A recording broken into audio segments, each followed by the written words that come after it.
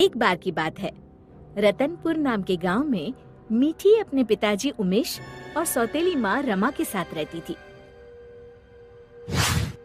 उसकी सौतेली माँ उससे बहुत काम करवाती। मीठी, कुएं से पानी लेकर आओ।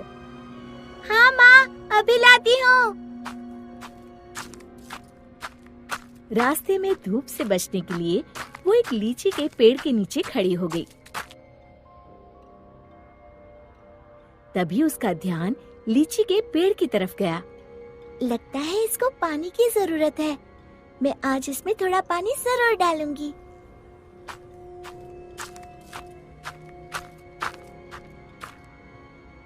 लौटते समय मीठी अपने घड़े से थोड़ा पानी लीची के पेड़ में डाल देती है। अब ये उसका रोज का नियम हो गया। जाते समय थोड़ी देर रुकती और आते समय थोड़ा पानी उसमें डाल देती। उसी पेड़ में एक चुड़ैल रहती थी। इतना ठंडा और मीठा पानी बड़े दिनों के बाद मिला है। एक दिन चुड़ैल ने सोचा, क्यों ना इस लड़की को दोस्त बनाया जाए। बहुत दिनों से मैंने कोई इंसान नहीं खाया। और वो मीठी की हम उम्र लड़की का रूप बनाकर कुएं पर बैठ गई। क्या नाम है तुम्हारा? मीठी। और तुम्हारा? अम्बी। अम्बी? अम्बी तो खट्टी होती है। तुम मीठी और मैं खट्टी, मतलब मीठी खट्टी। नहीं, मीठी खट्टी नहीं, मीठी अम्बी। दोनों खिलखिलाकर हंसने लगती है। अरे, मुझे तो तुमसे बातें करके बड़ी देर हो गई। और जल्दी से घड़ा लेकर घर के लिए चल दी। थोड़ा सा पानी उसने लीची के पेड़ में भी डाल दिया। चुड़ैल बहुत दिनों से अकेली रह रही थी। उसे मीठी का साथ अच्छा लगा। वैसे मीठी अच्छी लड़की है, क्यों ना इसे अपनी दोस्त बना लूं। ऐसे ही रोज मीठी और अम्बी कुएं पर मिलती और ढेर सारी बातें करती, खूब हंसती, खिलखिलाती। एक दिन, आज तो बड़ी देर हो गई, मीठी पानी लेने नहीं आई। क्यों ना उसके घर जाकर देखूं। ये सोचकर चुड़ैल मीठी के घर पहुंच गई। वहाँ उसने देखा, मीठी, अभी तक तुमने बर्तन नहीं धोए और पानी भी नहीं लाई। बस माँ, खाना खाकर अभी बर्तन धोती हूँ। कब से खा रही हो? जल्दी उठो, बहुत काम है। खाना खाकर मीठी बर्तन धोने लगी। आज मैंने लीची के पेड़ में पानी भी नहीं डाला और न ही अपनी दोस्त से मिल पाई। तभी चुड़ैल ने जादू से पूरे बर्तन 1 मिनट में धो डाले। मीठी आश्चर्य से यहाँ वहाँ देख रही थी कि चुड़ैल उसके शरीर में प्रवेश कर गई और वापस आकर सोफे पर लेट गई। अच्छा, तो राजकुमारी आराम फरमा रही है। बर्तन कौन धोएगा? धुल गए। रमा को मीठी की आवाज भारी सी लगी। अच्छा, जादू से धोए हैं क्या? हाँ। अब झाड़ू कौन लगाएगा? कपड़े कौन धोएगा?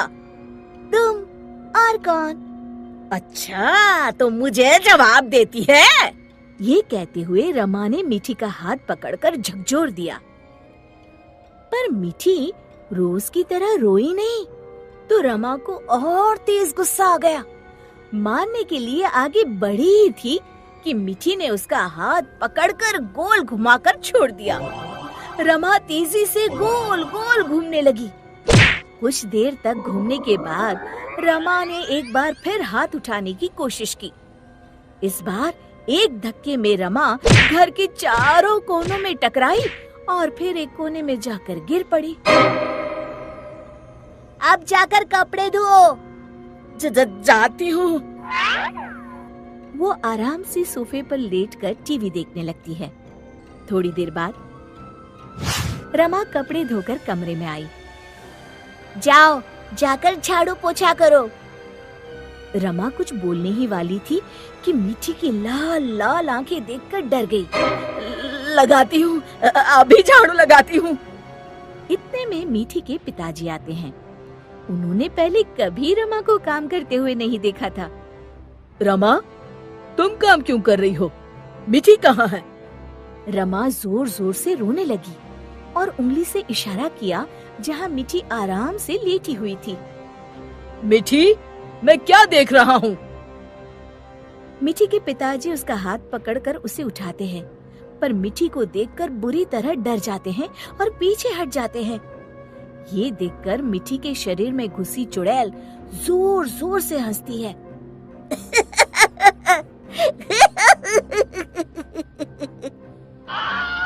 उमेश समझ जाता है कि मीठी पर चुड़ैल का साया है। कौन हो तुम और यहाँ कैसे आई? तभी चुड़ैल मीठी के शरीर से निकलकर लहराती हुई सामने खड़ी हो गई और गूंजती हुई आवाज में उसने कहा, मैं अम्बी हूँ। क्या कहा? अम्बी मतलब लीची वाली चुड़ैल?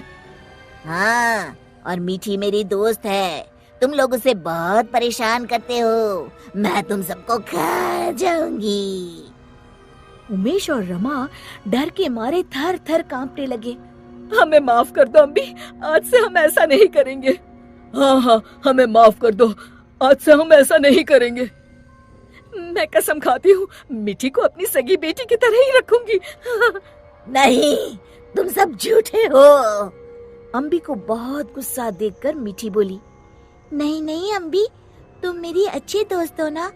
मेरे माँ पिताजी को कुछ मत करो। नहीं, इन्हें सबक मिलना जरूरी है। तुम्हें मेरी कसम। ठीक है, अभी छोड़ देती हूँ, लेकिन जब भी तुम्हें मेरी जरूरत हो मुझे बुलाना, मैं फौरन आ जाऊंगी। और फिर उस दिन के बाद से रमा ने कभी मीठी को तंग नहीं किया। शिक्षा: हमें किसी के भोलेपन या मजबूरी का नाजायज फायदा नहीं उठाना चाहिए।